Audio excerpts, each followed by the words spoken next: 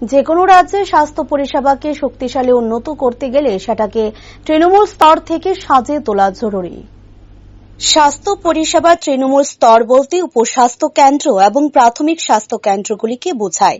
এই স্বাস্থ্য কেন্দ্রগুলির 90% গ্রামীণ এলাকায় অবস্থিত। এই স্বাস্থ্য কেন্দ্রগুলোতে এমপিডব্লিউ কর্মীরা গুরুত্বপূর্ণ ভূমিকা পালন করে থাকে। কিন্তু বর্তমানে ত্রিপুরায় প্রচুর সংখ্যক স্বাস্থ্য কেন্দ্রগুলি বিনা স্বাস্থ্য কর্মীর স্বল্পতায় ভুগছে। অথচ বর্তমানে ত্রিপুরায় প্রায় 1000-এর বেশি প্রশিক্ষণপ্রাপ্ত বেকার এমপিডব্লিউ বসে আছে। অথচ স্বাস্থ্য দপ্তর এই এমপিডব্লিউদের নিয়োগের ক্ষেত্রে নীরব ভূমিকা পালন করছে।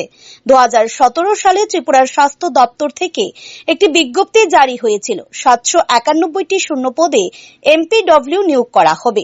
সেই মোতাবেক ইন্টারভিউ প্রসেসিং শুরু হয়েছিল, কিন্তু 18 সালে নতুন সরকার প্রতিষ্ঠিত হওয়ার পর সেই ইন্টারভিউগুলি বাতিল করে দেয়। আজ পর্যন্ত আর ইন্টারভিউ প্রসেসিং এই সরকার শুরু করেনি। তাই আমাদের দাবি অতি শীঘ্রই যেন সমস্ত শূন্য পদগুলিতে নিয়োগ করা হয়। রবিবার আগরতলা প্রেস ক্লাবে আনএমপ্লয়েড এমপিডব্লিউ বেকারদের তরফে সাংবাদিক সম্মেলনে কথা বলেন বেকার এমপিডব্লিউ পরিতোষ দাস। প্রথমত আপনারা জানেন যে আমরা এমপিডব্লিউ বেকার আজকে দীর্ঘদিন ধরে আমরা বেকার, মানে এমপিডব্লিউ কোর্স কমপ্লিট করার পর বেকার। 2017 সাল থেকে আজকে পর্যন্ত 2023 সালের শেষের দিকে আজকে পর্যন্ত আমরা বেকার। 2017 সালে রাজ্য সরকারের তরফ থেকে এমপিডব্লিউ নিয়োগ করা হয়েছিল, তারপর থেকে আজকে পর্যন্ত কোনো নিয়োগ নেই।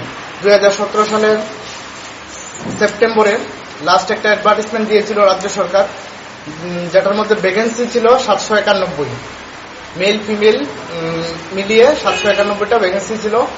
সেটা পরবর্তী সময়ে বাতিল করা হয়েছে এবং পরবর্তী সময়ে রাজ্য সরকারের প্রতি আমাদের আমরা আশাবাদী ছিলাম রাজ্য সরকারের প্রতি যে আমরা পরবর্তী সময়ে রাজ্য সরকার নিয়োগ করবে, কিন্তু আজকে পর্যন্ত রাজ্য সরকার এমপিডব্লিউ নিয়োগের কোনো উদ্যোগ গ্রহণ করছেন না।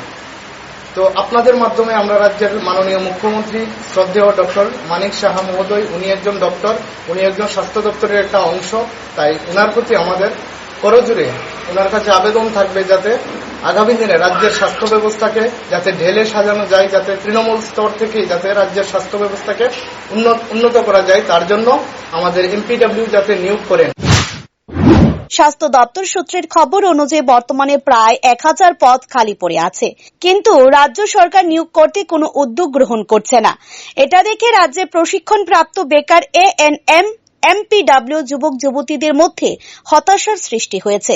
বেকার যুবক যুবতীদের দাবি রাজ্য সরকার অতি শীঘ্রই স্থায়ীভাবে তাদের নিয়োগ করুক। এখন দেখার বিষয় এই দাবিগুলো রাজ্য সরকার কিভাবে দায়িত্ব সহকারে পালন করে।